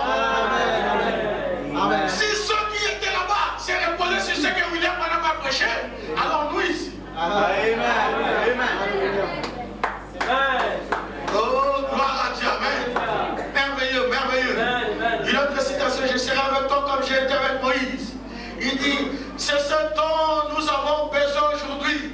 C'est ce que nous avons eu ce matin. Des chanteurs, des instruments, jouer de la musique nous réjouit. Donc il faut placer la parole en premier. Lire la parole. Alors la bataille s'est engagée. Nous sommes en route pour vaincre. Nous devons simplement vaincre. Restez droit avec elle. Gardez ses directives et elle vous gardera dans l'heure de la difficulté. Alléluia. Gardez la parole vous gardera quand les difficultés arriveront. Dans le message, sagesse contre foi, il dit ceci. Alléluia. Il dit, qu'est-ce que le diable a essayé de faire avec la sagesse? Faire dire à la parole de Dieu quelque chose qu'elle ne disait pas. Donc, c'est comme cela que ça arrive aujourd'hui. Quand ils essayent de faire dire à la parole de Dieu quelque chose qu'elle ne dit pas, ils disent, eh bien, je vous dis, frère Branham, que vous n'avez pas l'interprétation correcte. La Bible a dit que la prophétie ne peut être un objet d'interprétation particulière. Pourquoi? La parole du Seigneur vient au prophète. Amen. Elle est interprétée par le prophète. Amen. Elle ne peut être l'objet d'une interprétation particulière. Les prophètes l'ont déjà interprétée pour vous. Alléluia. Frère, nous avons eu 6000 ans à interpréter les choses. 2000 ans où l'Église a commencé à interpréter. Moi je pense que, moi je me souviens quand on était dans l'Église pentecôtiste, on se réunissait comme ça, les frères, les sœurs et tout ça, et on lisait, on appelait ça partage. On lisait un verset. Qu'est-ce que vous pensez de ça? Alors, les idées tombent. La sœur dit, moi je pense que c'est ça.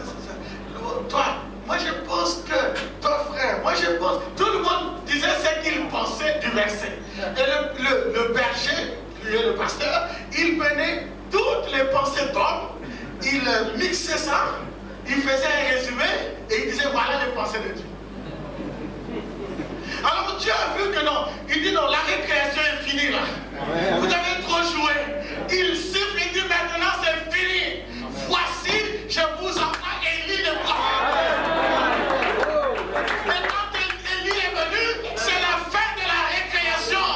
Ce n'est plus je pense que je crois que non. C'est ainsi dit le Seigneur.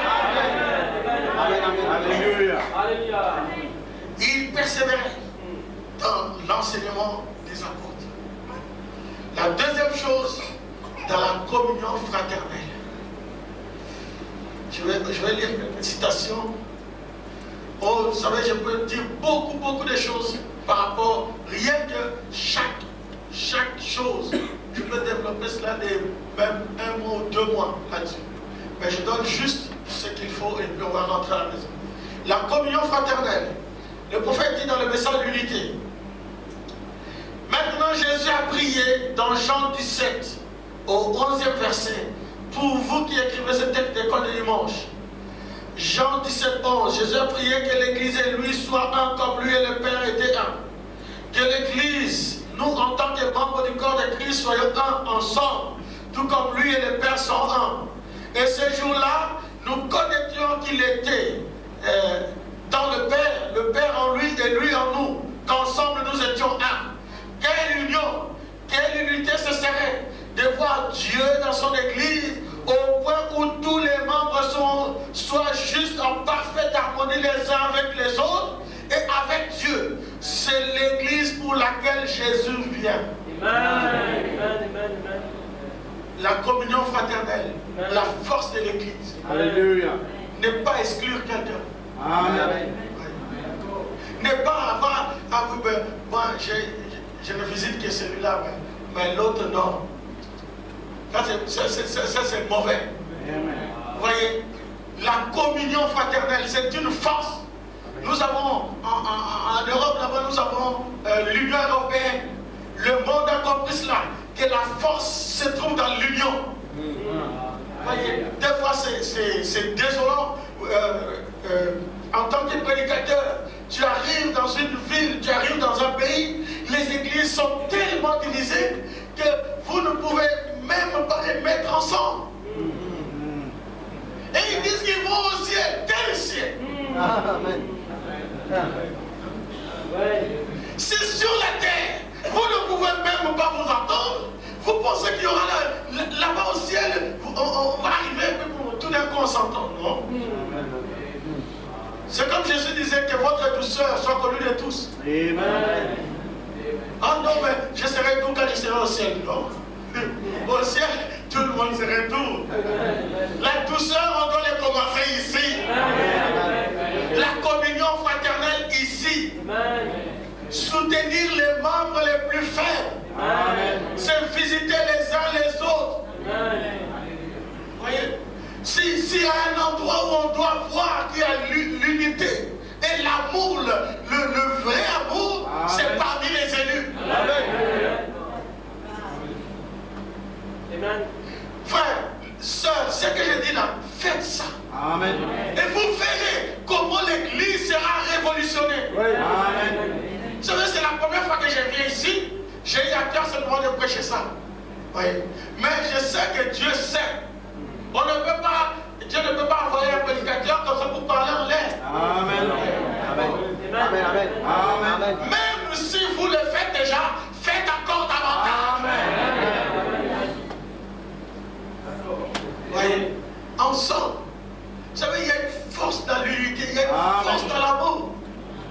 Les frères, les sœurs ensemble, ils se côtoient, ils parlent ensemble, ils s'exhortent, ils prient ensemble, ils se visitent. Rien que le fait d'aller chez quelqu'un ou un frère, une sœur, aller et passer juste même 5 minutes. Ah, je suis passé juste pour te saluer. Comment tu vas?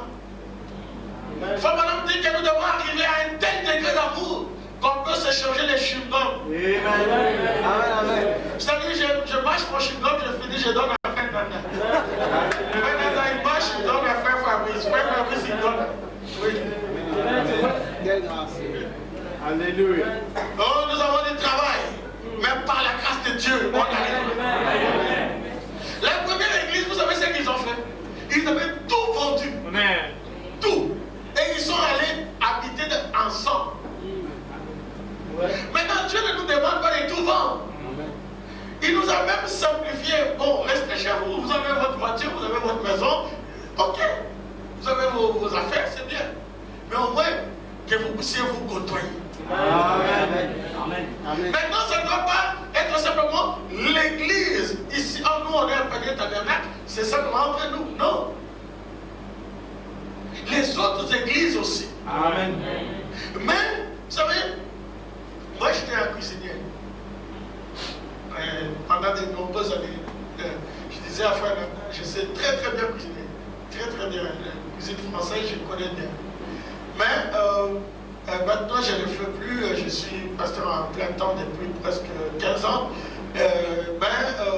Maintenant, ce que je fais, c'est moi, je prends ce verset, cette citation, je mets ensemble, je fais un plat, je donne au peuple.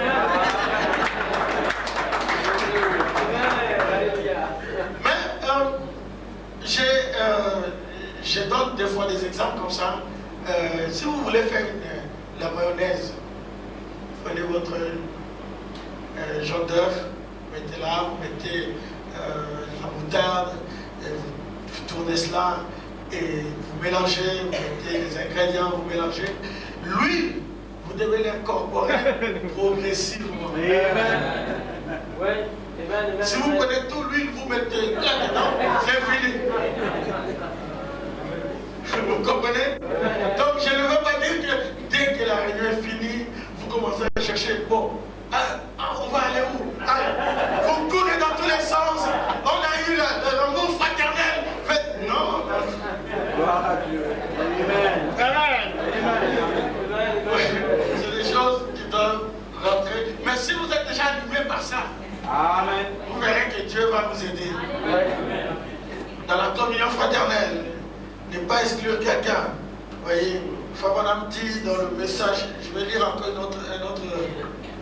autre citation. Fabanam dit la communion. Communier, c'est parler à.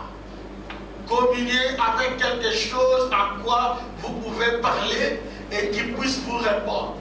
C'est ça, communier. Vous savez, ici encore, vous êtes un pays où on parlait pratiquement tous la même langue plutôt. Mais si vous êtes par exemple à Paris, nous avons une église où il y a des gens qui sont venus du monde entier. Toutes les races, toutes les couleurs, tout cela. Et des gens de différentes origines. Maintenant, il faut vraiment dire communier, c'est communiquer. Donc, ces gens-là doivent passer au-delà de leur origine pour pouvoir parler le même langage, la même langue. Je donne un exemple. Parce que ce sont des esprits que j'ai beaucoup cassés. Donc je connais ce genre d'esprit. Vous voyez les gens qui viennent par exemple de l'Afrique, d'un pays, ils sont toujours ensemble, entre eux. Et ils parlent leur langue. Et les autres qui viennent par exemple des Antilles ne peuvent pas les comprendre. Et quand ils arrivent là, ils continuent toujours à parler leur langue. Il y a un problème. Vous comprenez? C'est-à-dire, ça veut dire que vous êtes exclus. Et ce sont des esprits que j'ai cassés. Bon, ici vous êtes dans le même pays, donc ça ne pose pas trop de problème. Mais en France, c'est cosmopolite. Et bon, ce sont des esprits, il fallait vraiment bien tailler ça. Vous savez, il faut vraiment parler dans les 4e sauts et tout ça. Mais bon, je ne rentre pas là-dedans, ça fait très long. Mais simplement pour montrer que ce sont des esprits. Voyez, communier, c'est communiquer. Je ne dis pas que si vous avez votre patois ou vous avez quelque chose, même entre mari et femme, il y a des fois vous pouvez inventer votre langue et personne ne vous comprend. Mais quand les gens arrivent, il faut les mettre à l'aise. Amen. Vous comprenez? Donc là, je donne juste un exemple pour montrer aussi dans l'église. Il faut que tout le monde trouve son compte. Amen. C'est vrai. Amen, Seigneur. C'est-à-dire que quand quelqu'un entre dans l'église, il sait qu'il est chez lui. Amen. Amen. Il persévérait dans la communion fraternelle. Et nous sommes dans l'âge de la communion fraternelle. Amen. Et la communion fraternelle, c'est la base où l'amour divin vient se poser. Si vous ne pouvez pas aimer les frères que vous voyez, comment vous pouvez dire que vous aimez Dieu? Ok, gloire à Dieu, amen. Et aussi dans la fraction de pain. C'est-à-dire, l'apôtre Paul dit que quand vous vous rencontrez, attendez-vous les uns les autres. Ne prenez jamais la scène comme ça. Attendez-vous, il faut voilà, arranger les choses. Mettez les choses en ordre. Ensuite, vous pouvez prendre la scène. Je ne vais pas trop m'attarder là, j'arrive à la dernière partie et la prière. Le prophète de Dieu dit, une église forte, c'est une église qui prie. Amen. Voyez, une église forte, c'est une église qui prie. Prenez avec moi dans Jacques chapitre 5. Je vais vous montrer quelque chose. Jacques chapitre 5.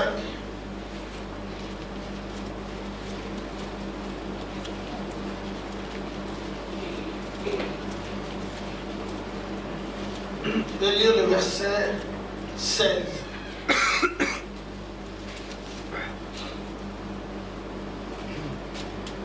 Confessez donc vos péchés les uns aux autres. Ça, c'est le verset le plus difficile. Parce qu'il y a des gens qui ont des fuites dans la bouche. Dès que tu lui dis, frère, aidez-moi dans la prière, j'ai fait ça. Bon, il prie avec toi. Ensuite, il va voir l'autre. Ah, tu sais, hey, frère,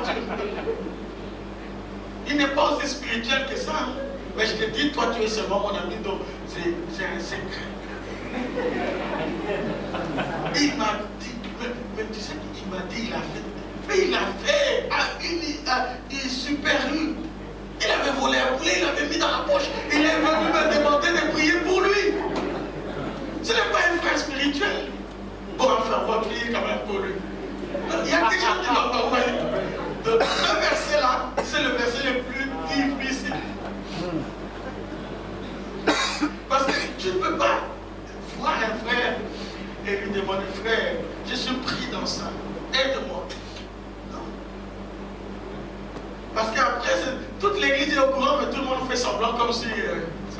Que Dieu te bénisse, frère. Après, quand tu passes. Tout le monde est au courant. Ça s'appelle secret des polichinelles. Bon, enfin, bon, gloire à Dieu. Confessez les péchés les uns les autres et priez les uns pour les autres afin que vous soyez guéris. La prière fervente du juste a une grande efficace. Amen. La prière fervente, c'est-à-dire la prière de vous prier avec ferveur, avec zèle. Pas de prière formaliste. Oh, bon Seigneur, bon, des fois vous êtes là, vous mettez à genoux, Seigneur Jésus, je ne... Commencez à dormir un peu. Bon Seigneur, bon, tu vois, où est-ce que j'étais? Tu ne sais même pas où tu es dans la prière. Après tu dis, mais Seigneur, comment? J'ai toujours prié, mais tu ne me réponds pas. Non. La prière fervente du juste a une grande efficacité. Alléluia. Et la Bible continue de dire, Élie était un homme de la même nature que nous. C'est pour dire que vous ne pouvez pas dire non, Élie lui il était prophète. Non, la Bible dit qu'il était un homme de la même nature. Fabala m'explique ça, il dit Élie avait ses hauts et ses bas. C'était un homme comme toi. Et la Bible dit il pria avec instance pour qu'il n'ait plus point et il ne tomba point de pluie sur la terre pendant 3 ans et demi et 6 mois. Puis il pria de nouveau et le ciel donna de la pluie et la terre produisit son fruit. Amen, amen. Avec instance, un homme de prière. Une église forte, c'est une église qui prie. Vous n'attendez pas simplement, bon, le pasteur vient, le pasteur a prié, il arrive, quand il va apporter la parole, on dira amen et puis on rentre chez nous. Non. Depuis chez vous, vous êtes en feu. Vous priez, Seigneur, aujourd'hui, je ne veux pas entendre frère Nadab me parler. Je veux t'entendre me parler. Amen. Et vous venez en feu. Vous savez que vous pouvez prier. Vous arrivez là, vous vous asseyez. Le pasteur, il avait préparé son message. Et puis il dit, mais je ne comprends pas. Je suis détourné. Je vais dans une autre direction. Des choses que je n'ai même pas préparées. Pourquoi? Parce que c'est ta prière qui a attiré la colonne de feu. Amen. Vous voyez? Parce que nous, on peut méditer, on médite en tant que prédicateur, parce qu'on a les dons, on médite, on trouve, ah ça c'est bon, si je disais ça c'est bon, ça, si je disais ça c'est bon. Mais quand vous arrivez ici, vous dépendez de l'onction. Et c'est l'onction qui est le maître. L'onction dirige tout. L'onction te dit non, ça tu ne dois pas le dire, ça tu le dis. Fabala me dit qu'il m'est arrivé de prêcher des choses qu'à l'état normal je n'aurais pas dit. Amen. Il dit je parlais de mon père alors que je n'aurais pas dû dire ça. Mais il m'a obligé de le dire. Vous voyez, pour faire le feu, il faut amener des bois. Ce bois, si on amène ce bois qui a le feu, l'autre qui a le feu, l'autre qui a le feu, quand vous mettez ça ensemble, vous avez un grand feu. Amen. Des langues de feu, si on met ensemble, on a la colonne de feu, n'est-ce pas? Amen. Alors, venez avec votre langue de feu. Alléluia. On en a besoin ici. La prière. Amen. Que nos maisons soient des maisons de prière. Amen. Au lieu de passer du temps à regarder la télévision, cette boîte-là, ça doit être mis dehors. D'accord. Amen. D'accord. Amen. Frère Madame dit si vous voulez appliquer le site, mettez ça dehors. Il n'a pas dit convertissez ça, mettez ça dehors. Oh non, j'ai pris sur ma télé pour que ça ne donne pas les fausses images. Non, dehors. Ne posez pas les mains à la télé, mettez ça dehors. Gloire à Dieu, amen. Vous êtes avec moi? Amen. La prière fervente, la prière. Une église forte, c'est une église qui prie. Fabien dit dans le message, amenez les gens à croire qu'il a prêché en 52. Il dit maintenant, Élie n'était pas un ange, il était un homme. Il avait ses hauts et ses bas et ses difficultés comme nous en avons. Et il avait ses passions. La Bible dit qu'il était un homme avec des passions sujets aux mêmes passions comme nous les sommes. Il était juste aussi capable de commettre une faute comme vous et moi. Mais il pria pour qu'il n'ait plus point et il ne tomba point de pluie pendant 3 ans et 6 mois. Pensez à cela. Dieu écouta la prière des mortels. Et je dis ceci avec toute l'authentique révérence. Il n'y a rien sur la terre, il n'y a rien au monde, peu importe ce que c'est, quelle sorte de dansée, il n'y a rien au monde qui dépasse la prière. Amen. La prière est ce qui accomplit le travail. Amen. Alléluia. Priez, consacrez-vous dans votre maison, que votre maison soit un lieu de prière. Remarquez simplement, vous allez dans une maison de différentes religions comme l'hindouisme ou tamoul ou peu importe. Vous arriverez là, vous trouverez l'autel de leur Dieu. Hein? C'est déjà consacré. Consacré à un faux Dieu. Et nous avons le vrai. Et au lieu que ce soit l'endroit là, au lieu que ce soit un endroit de prière où vous pouvez réunir toute votre famille et vous commencez à prier, vous mettez la télévision là et vous suivez les matchs. Après, quand il a fallu, n'oubliez pas la prière en famille. Dieu veut vous rencontrer là. Il y a un chant qu'on chante comme ça. Dieu veut vous rencontrer dans la prière en famille. Parce que l'homme, c'est le pasteur du foyer. Amen. Il a son église. Amen. Et l'église ici est constituée des familles. Oui. S'il y a le feu dans les familles, quand vous arrivez ici, il y aura le feu dans l'église. Mais s'il n'y a pas le feu dans les maisons, vous arrivez ici, le conducteur du chant passe. Il y a déjà la confusion, il essaie de tirer sur l'autre, il a donné un coup de poing à sa femme, l'autre au travail, je ne sais pas qu'est-ce qu'il a fait, et il essaie de tirer sur lui, il essaie de vous faire entrer dans l'esprit. Et pourtant vous devez déjà être dans l'esprit. Regardez David. David était un grand roi. Je termine par ceci. David était un grand roi. Vous savez, je peux passer des heures à prêcher. David était un grand roi. Et vous savez, un roi, dans les temps publics, c'était comme un pasteur.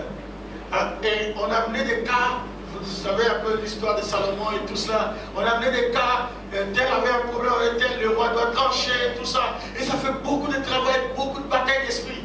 Et David était là, il passait la journée à traiter les problèmes des gens et tout cela. Et puis tout d'un coup, quelqu'un arrive. David, oui. Il dit, c'est l'heure d'aller à l'église. David il dit, je suis dans la joie. Quand on me dit, allons dans la maison de l'Éternel. Il n'est pas encore arrivé à l'église, rien que le fait qu'il sait que c'est l'heure de la réunion, il est déjà dans la joie. Mais toi, quand c'est l'heure de la réunion, tu boudes. Ah, c'est encore la réunion. Bon, enfin, on va y aller quand même. Si je ne vais pas mon mari, il ne sera pas contre moi, on va y aller. Ah, c'est histoire d'église. Mais David, non. Et quand il était dans la réunion, dans la maison de l'Éternel, il dit, ma coupe débordée. Amen. Vous savez, c'est nous qui devons créer l'atmosphère. Ce n'est pas Dieu. Ce n'est pas Dieu qui crée l'atmosphère, c'est nous. Nous sommes des créateurs, des petits créateurs. Quand vous arrivez à l'église, le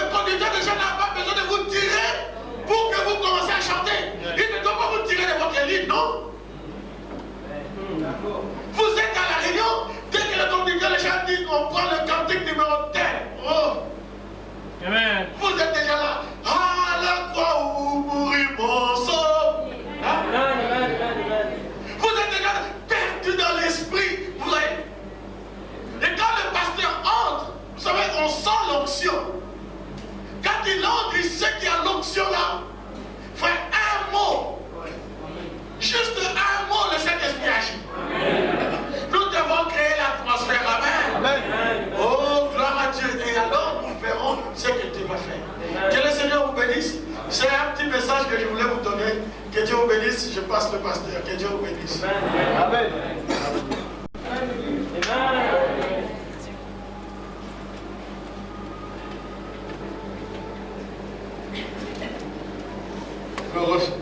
Amen. Merci, c'est bien.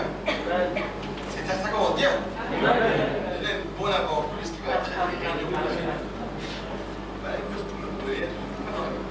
vous pardonne. Contre 5 ici. C'est un femme qui était pour qui était mon premier pas comme c'est bien, n'est-ce pas? On a été bénis, je crois. C'est vrai que le Seigneur, le Saint-Esprit a parlé ce soir. Et c'est vrai, même si nous ne pouvons pas comprendre le prophète quand nous dit pas de comprendre mais croire. Il y a des responsables parce qu'il a mis dans les bandes, il ne fait que croire et Dieu vous bénira. C'est le gars, c'est pas que toi, c'est Dieu, je pense. Mettez-vous du bon sens, prenez le chant, restez là, tiens-moi, nous allons chanter.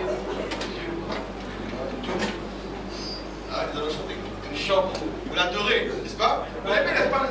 Connaissez sa présence. Sa parole, ce sont des bénis. Vraiment, le frère aurait pu continuer à parler, nous sommes restés là. Nous sommes dans l'esprit déjà et nous aimons la parole. Mais attendez, la semaine qui vient, le week-end, nous aurons une grande bénédiction. Venez maintenant, déjà vous voyez comment il faut venir. Venez avec votre flamme déjà allumée à la maison, en prière, avec l'expectative. Et il a dit quelque chose, je suis d'accord, que quelque chose va se passer. Il y a des choses qui vont arriver. Nous y croyons, nous attendons vraiment à des merveilles, bien sûr. Amen. Que le Seigneur soit béni. Ce soir, prenons ce petit chant ensemble pour savoir. Take me in. Donc c'est bien. Mettons-nous dans cette atmosphère. N'oublie pas aussi, peut-être que je me rends compte des fois, je suis fautif, en ce sens que je n'ai pas emmené l'église dans les lieux de prière comme depuis. À chaque fois que je dis mercredi soir et de prière, on vient au prêche trop. Je crois que c'est bien. Avec prier pour moi, quand je pense que le Seigneur m'aidera, avec le plein temps, on va pouvoir mettre les prières. Je crois que c'est très important. Et déjà on le fait là, avec ceux qui sont dans les fonctions, mais je veux que toute l'église soit partie prenante de ça. On a parlé des fois chez lui là-bas, ils ont des réunions de prière, ils font la veillée de minuit à 6 h du matin. Ça commence à minuit. Ce serait bien, n'est-ce pas? Comment tu fais ça? Explique-moi un peu comment il faut le forail. Take me to the holy of holy. Take me by the blood of the Lamb. Take me to the holy of holy. Take the course, face my lips, here I am. Conduis-moi, Seigneur. Conduis-moi, ô Seigneur, dans ton sanctuaire. Conduis-moi par le sang de l'agneau. Conduis-moi, ô Seigneur, dans ton sanctuaire.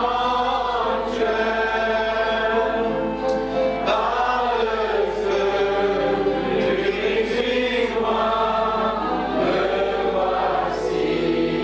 Les yeux fermés. Quand vous êtes là ce soir, on va aller sans vous faire un appel. Qui sont ce soir qui m'ont compris. Que Dieu mette quelqu'un à la porte. C'est ça qui me conforte. C'est vrai qu'il a l'absolu pour nous. Et qu'il nous faut avoir cette pilier, il nous faut avoir ces caractéristiques, il nous faut avoir ces qualités là en nous. C'est très important. Le frère vient dit que Dieu ne dépasse pas son serviteur pour rien. Il le dépasse, c'est pour nous exhorter. Ce que Dieu veut nous communiquer. C'est ce que nous faisons est bien, mais il y a encore mieux à faire. Donc Dieu a quelqu'un pour le faire. Prenons cela en considération. Seigneur, peut-être nous ne pouvons pas comprendre, mais Seigneur, aide-nous à y croire. Aide-nous, Seigneur, à manifester l'amour, comme il vient de dire. À avoir la véritable communion fraternelle. De ne pas créer des clans parmi nous, Seigneur, des clics parmi nous.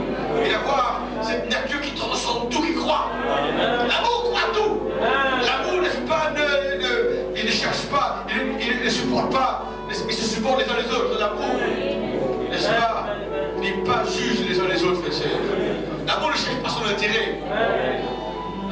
pas soupçonner le mal. Ça, ce soir, dis Seigneur, voilà. Nous voulons qu'un jour je sois prié comme ça. Seigneur, donne-moi ces caractères. Mets-en-nous ces caractères, Seigneur. Fais-nous capables, vraiment pas tout avec tes yeux. Entendre avec tes oreilles. Fais-nous avoir des sentiments. Mais les sentiments qui nous traversent, ça vient en nous. Tu vas fixer ma levée ce soir, Seigneur. Nous voici devant toi. Et nous entendons ta parole ce soir. Nous trouvons l'importance d'avoir, dans ces temps-ci, un portier que tu as mis là, un ami intime, qui distribue les robes, qui examine les cartes d'invitation. Oh Dieu! Elle ne reconnaît que tu vas toujours un messager. Et le message qu'il apporte est notre absolu, est notre fondement. C'est tout ce qui nous assurera, Seigneur, notre départ pour la gloire. Ce corps sera changé. Oh Dieu, aide-nous à comprendre comme c'est sérieux. D'avoir ces moments bénis, cette communion fraternelle et de persévérance dans l'enseignement, Seigneur, dans le récit du Seigneur. Aide-nous à comprendre cela. Oh Jésus-Christ, nous voulons voir ces caractères de voulons. Seigneur, suivre ces ordonnances. Nous voulons suivre la prescription du Messie. C'est important. C'est pourquoi Marie avait bien dit, faites tout ce qu'il vous dira. Oh Seigneur, faites tout ce qu'il vous dira. Notamment vous le contestez. Il dit non mais faites tout ce qu'il vous dira. Il en fait. Il a vu le résultat, Seigneur. Et elle doit faire tout ce que tu lui dis. Même si ça paraît illogique, irrationnel. C'est un de paradoxe. Nous y croyons, Seigneur. Parce que nous devons mettre les choses en branle pour manifester la chose de laquelle nous avons cru. Oh Dieu, bénis ce peuple ce soir. Bénis chacun d'entre nous. Alléluia. Anime-nous cet esprit, Seigneur, qui nous pousse à croire tout ce qu'a dit ce prophète. Tout ce qu'il nous a annoncé, Seigneur, dans la révélation. Amen. Merci, Père Céleste. Merci, Seigneur. Car on est chanceux à partir. Prends des chansons pour la gloire du Seigneur. Rien n'est comparable à toi, Seigneur. C'est vrai, il y a un message incomparable. Un message de nous être fiers, pas fiers dans le mauvais sens, mais que Dieu te donne la grâce. Pas un message comme ça. Rien n'est comparable à toi, Seigneur. Rien n'est comparable à toi, mon Sauveur. Rien n'est comparable. Numéro 316. À toi, mon Sauveur. La page 124. Rien n'est souhaitable comme ta faveur. Sauveur adorable, je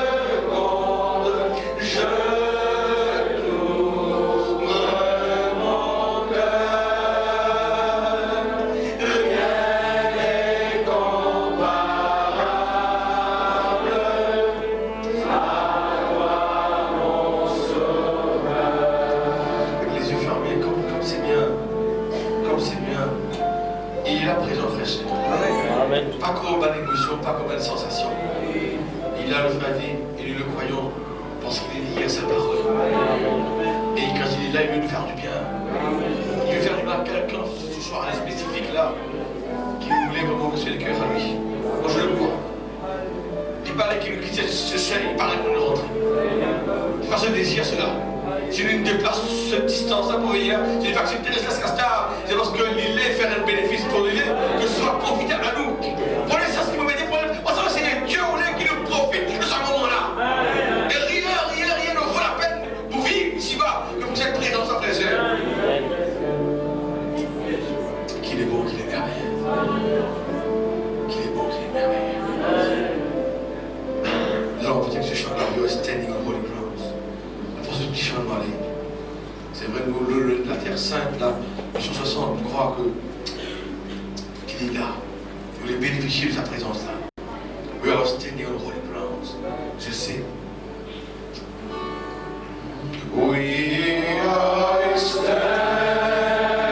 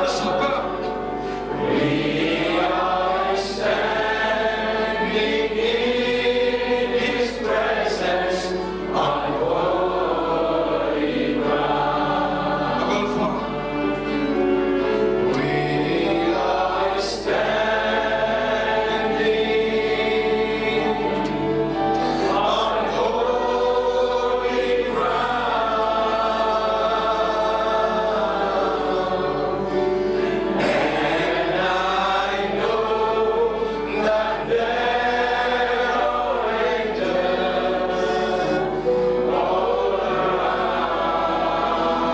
And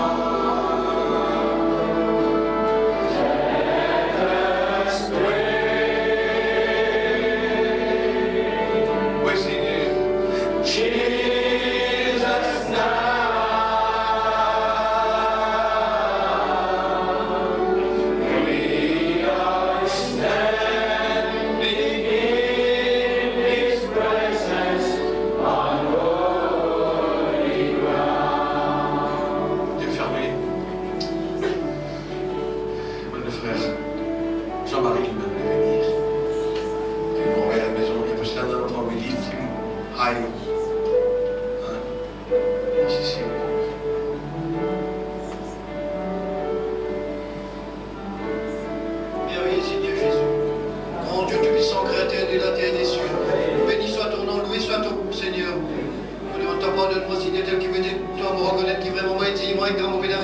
that there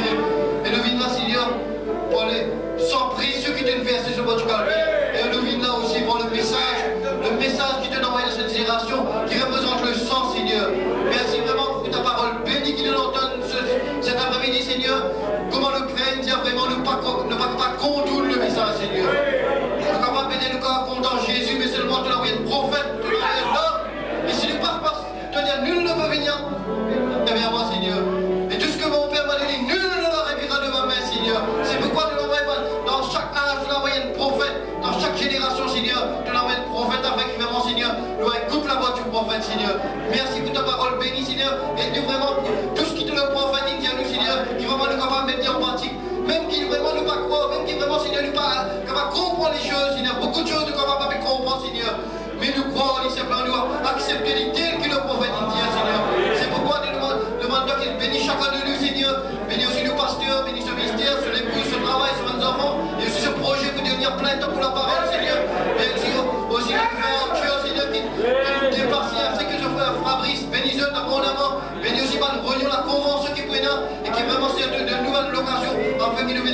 all Merci pour ta grâce, ta miséricorde, bénis chaque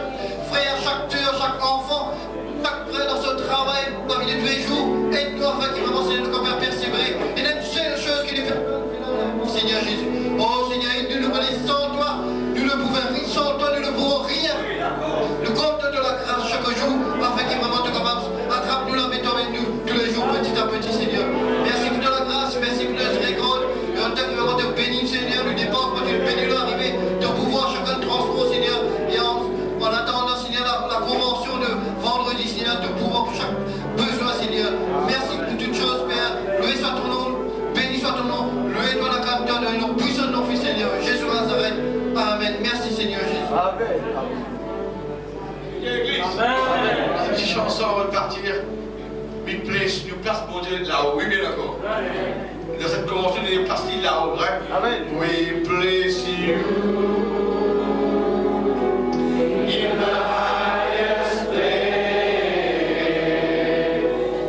For you, all the great high priest, we place you high above all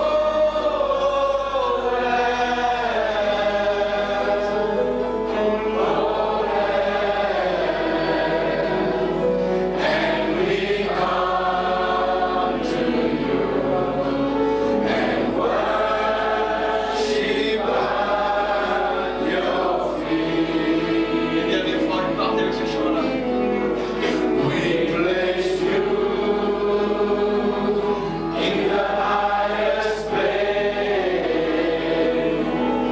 For you,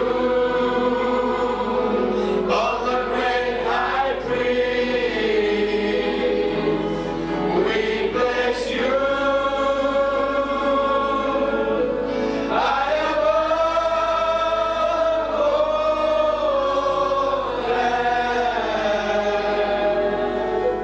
all and we come to you and worship at your feet. Que le frère prenne ça, le frère, grâce à lui, s'il vous plaît.